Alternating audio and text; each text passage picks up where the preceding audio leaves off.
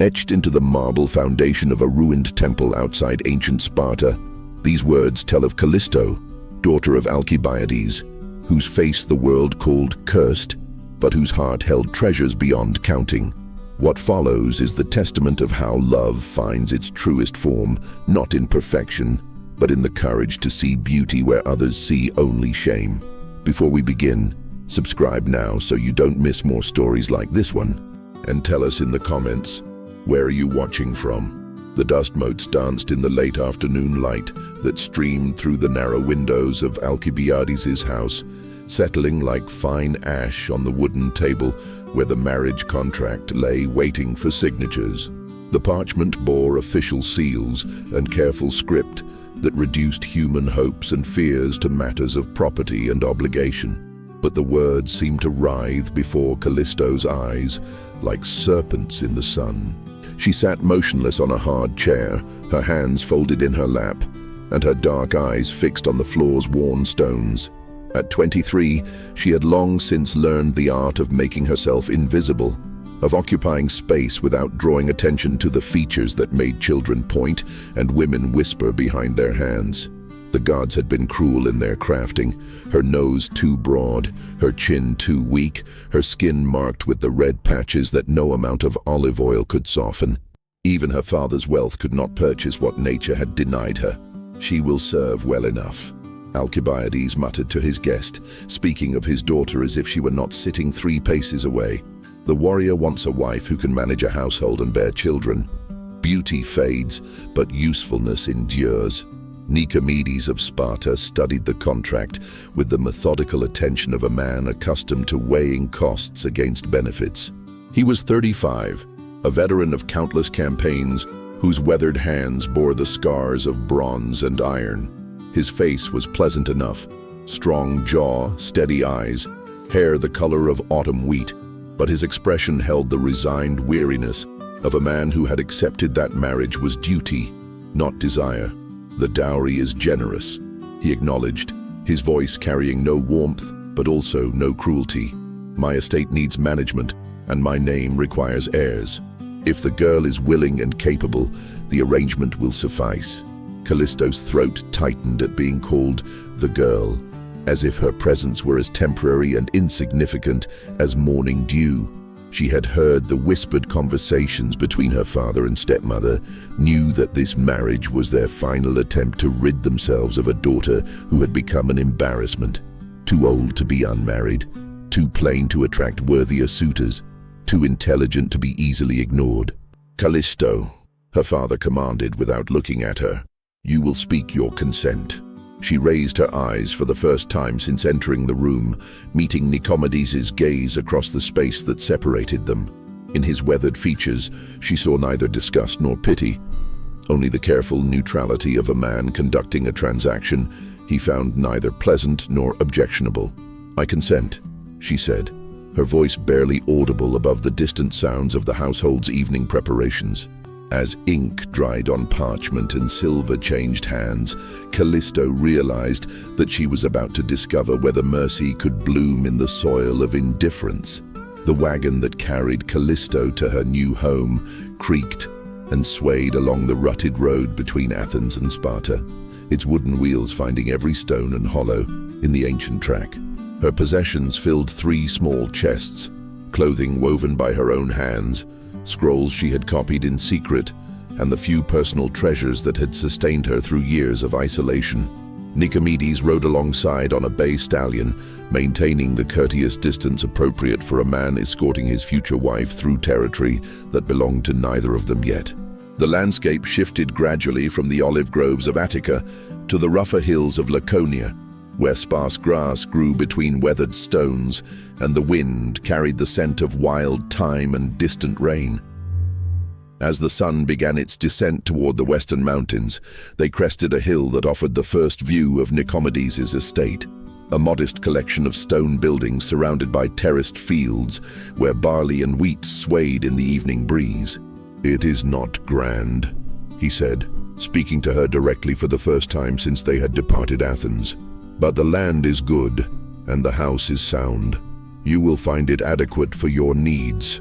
Callisto studied the scene spread before them with eyes trained by years of careful observation. She saw how the fields were laid out to catch the morning sun, how the olive trees were positioned to break the winter winds, how the small vineyard nestled in a protected hollow where late frosts would not touch the vines. This was not the work of a man who settled for adequacy. This was the creation of someone who understood that true wealth lay in harmony between human effort and natural blessing. "It is beautiful," she said, meaning every word. Nicomedes turned in his saddle to study her face, as if searching for signs of flattery or deception. But Callisto's expression held only honest appreciation for the careful balance of function and beauty that spoke of a mind that saw beyond immediate necessity. "You see more than most would," he observed, his tone carrying a note of surprise.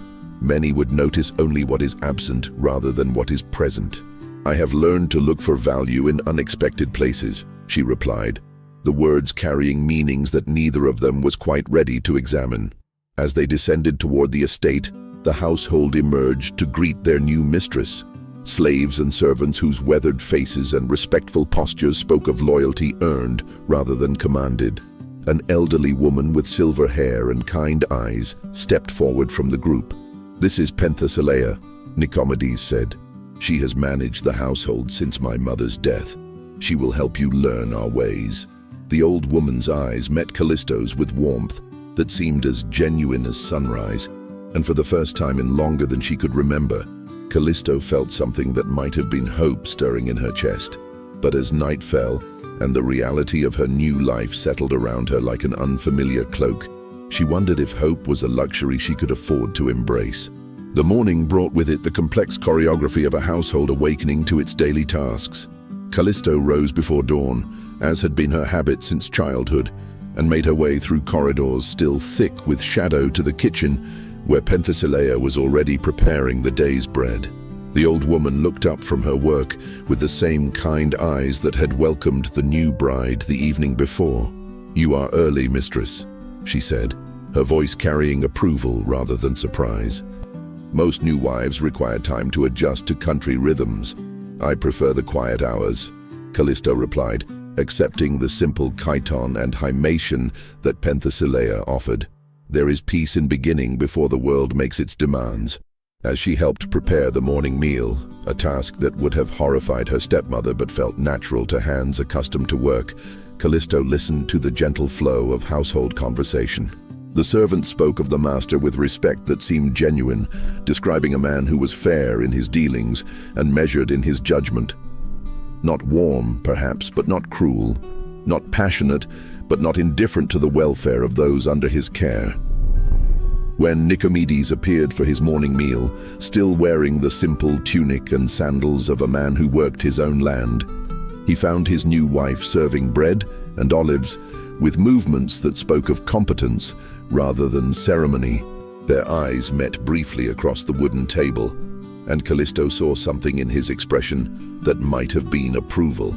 "The eastern field needs attention today," he said, speaking to the steward but directing his words toward the table in general.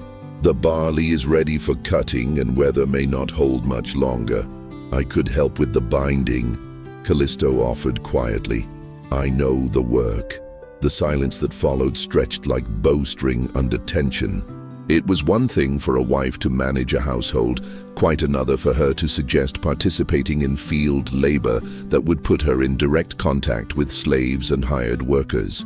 Nicomedes studied her face with the same careful attention he had shown the marriage contract. "The work is hard," he said finally, "and the sun shows no mercy to those unaccustomed to its attention." "I am stronger than I appear," Callisto replied, meeting his gaze steadily. "And usefulness is not diminished by honest labor." Something shifted in Nicomedes' expression, not quite surprise, but a recognition that the woman sitting across from him might be different from what he had expected. When he nodded his consent, Callisto felt a small victory bloom in her chest. But as the day progressed, and she worked alongside the harvest crew under the burning sun, she began to understand that earning respect would require more than willingness to work. The afternoon sun beat down on the barley field like bronze hammered by an angry god, turning the golden grain to molten amber and the worker's skin to burnished leather. Callisto's hands, soft from years of indoor life, began to blister within the first hour. But she continued binding sheaves with steady determination, ignoring the curious glances of slaves who had never seen a master's wife work beside them in the dust and heat. The rhythm of harvest was ancient and hypnotic: cut, gather, bind, stack. Each completed sheaf represented grain that would feed the household through winter's lean months, and Callisto found herself understanding something about abundance that had nothing to do with her father's silver or her stepmother's jewelry. This was wealth created by human hands and nature's blessing working in harmony, wealth that carried the weight of actual sustenance rather than mere display. When a sudden wind gust scattered loose grain across the stubbled field, she was the first to drop to her knees and begin gathering the precious seeds, her careful movements preventing waste that others might have considered insignificant. Nicomedes, who had been working at the far end of the field, approached as she finished collecting the last scattered kernels. That grain would have fed the birds, he observed, crouching beside her in the dust. Most would consider it beneath notice. "My stepmother taught me that waste is a form of theft," Callisto replied, brushing dirt from her stained chiton. "Though I suspect she meant something different by it than I understand now." For the first time since their meeting, Nicomedes' expression warmed with something that might have been humor. "And what do you understand now?" Callisto gestured toward the field, where slaves and free workers labored side by side under the demanding sun. "That every grain represents someone's effort, someone's hope for tomorrow's bread. To waste it carelessly is to diminish the value of that effort."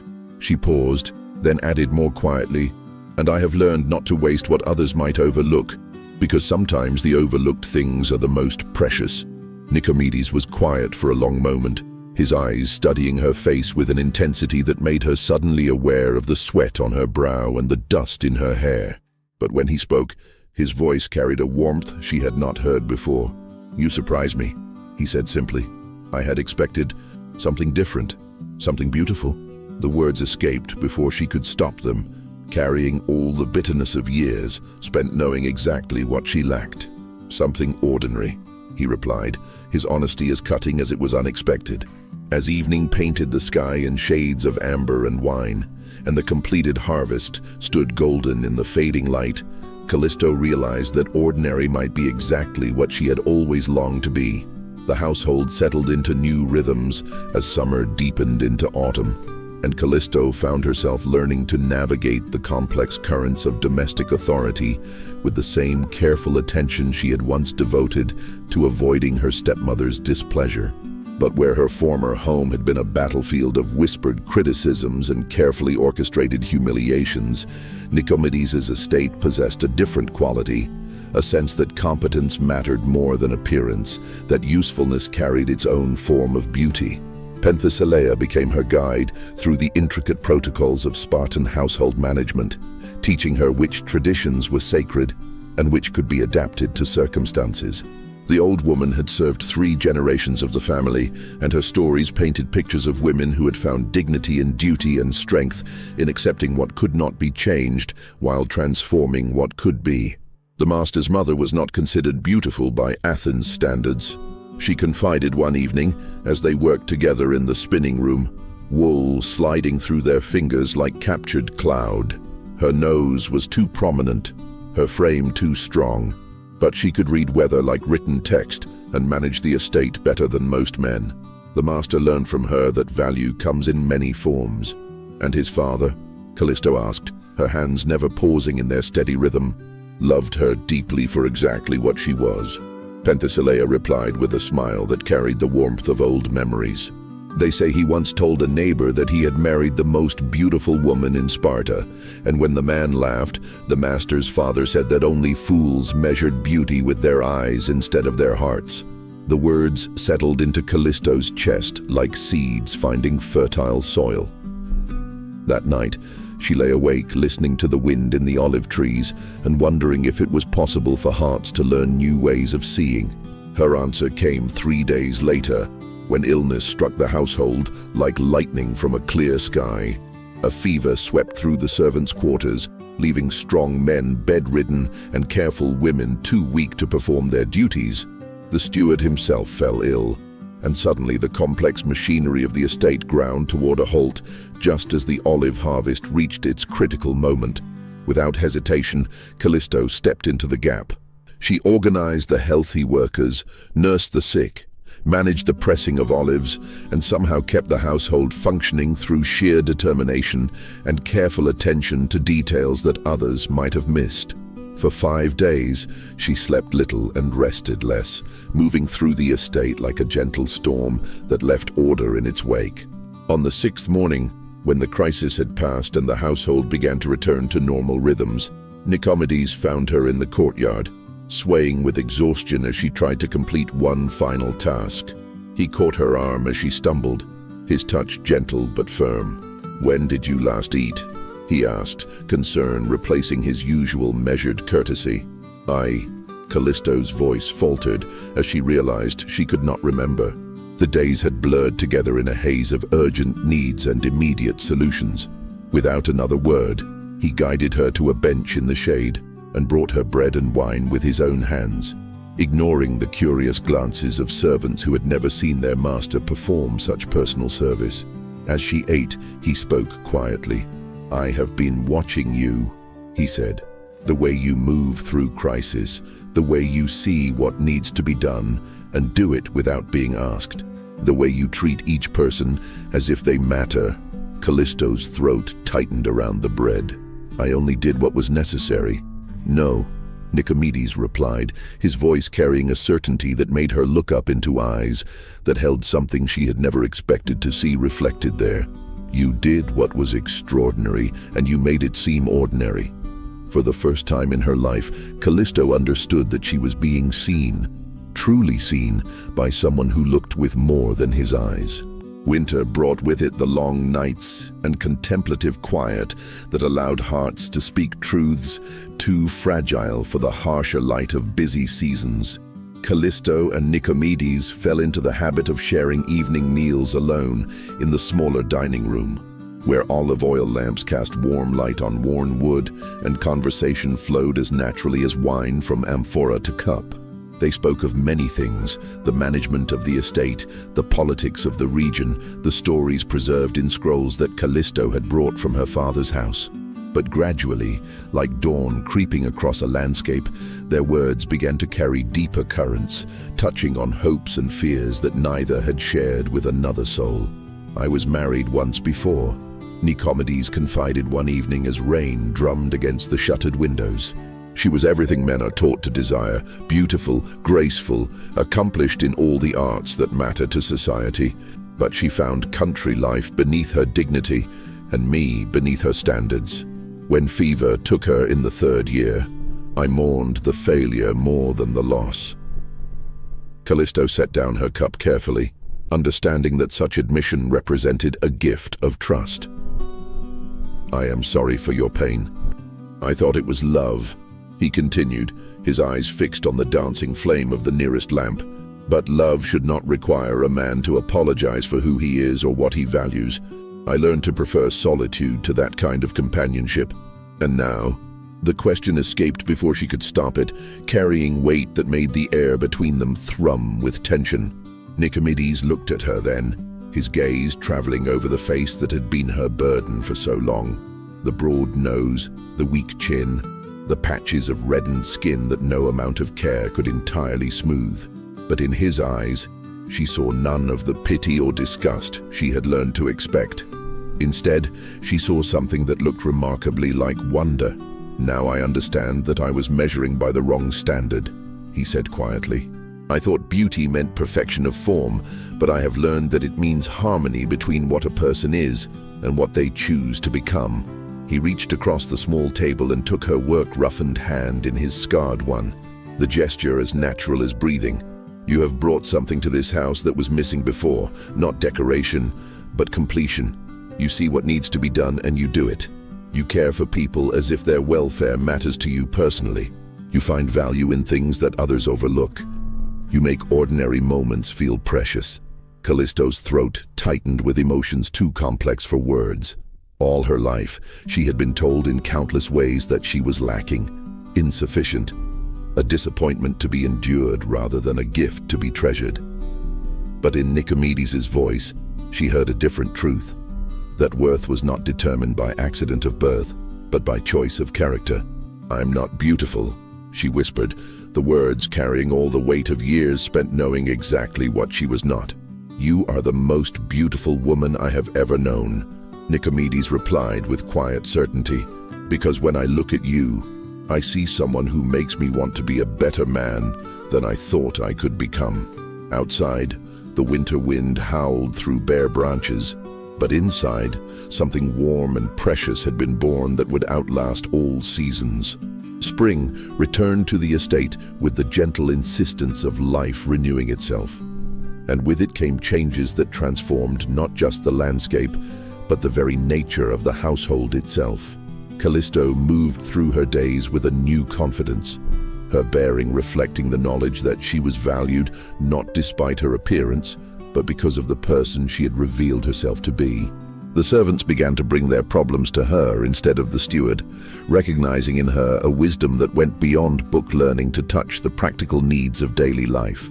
But the greatest change was in the way Nicomedes and Callisto looked at each other, not with the careful courtesy of strangers fulfilling obligations, but with the growing warmth of two people discovering that companionship could deepen into something far more precious. Their conversations lasted longer, their silences grew comfortable, and their occasional touches carried the tender weight of genuine affection. Word of their unexpected happiness reached Athens through the network of travelers and traders that connected all the Greek cities, and it carried with it a lesson that challenged the assumptions of a society obsessed with surface beauty. Callisto's stepmother, who had sent her away expecting to hear tales of disgrace and disappointment, instead received reports of a woman who had found love precisely because she had been valued for qualities that truly mattered. The wedding they had undergone as strangers became, in the second spring of their marriage, a celebration they chose to renew with hearts that had learned to see each other clearly. In the small chapel on the estate, surrounded by servants who had become family and neighbors who had witnessed their transformation, they spoke vows that carried the weight of tested affection rather than hopeful promise. "I take you as you are," Nicomedes said, his voice steady and sure, "not because I cannot see your flaws, but because your virtues so far outweigh them that the flaws become insignificant." "I take you as you are," Callisto replied, tears flowing freely down cheeks that no longer seemed ugly to her, "because you have taught me that love is not about being perfect, but about being perfectly honest." As they exchanged rings forged from silver mined in their own hills, the assembled witnesses understood that they were seeing something rare. Two people who had found in each other exactly what they needed, not what they had thought they wanted. Years passed, and children came, sons and daughters who inherited their mother's quick intelligence and their father's steady character, growing up in a household where worth was measured by kindness rather than appearance. The estate prospered under management that valued substance over style, and visitors often remarked on the unusual contentment that seemed to permeate every stone and timber. Callisto never became beautiful in the way the world typically measured such things. Her nose remained broad, her chin weak, her skin marked by the sun and wind of active life. But those who knew her well began to speak of her beauty as if it were the most obvious thing in the world, because they had learned to see with eyes trained by the heart rather than blinded by convention. In the scrolls she kept, carefully preserved records of household management that would guide future generations, she wrote these words: "Beauty is not the absence of flaws, but the presence of something so valuable that flaws become invisible. Love is not the reward for perfection, but the courage to see perfection in what others call imperfect." And in the garden she planted behind the house, where roses bloomed alongside practical herbs and flowering vines shared space with vegetables, visitors could see the living expression of a truth she had discovered, that the most lasting beauty comes not from perfect form, but from the harmony achieved when function and affection grow together in the same soil. For in the end, the family who had sent her away as a mockery had given the world a gift they never intended.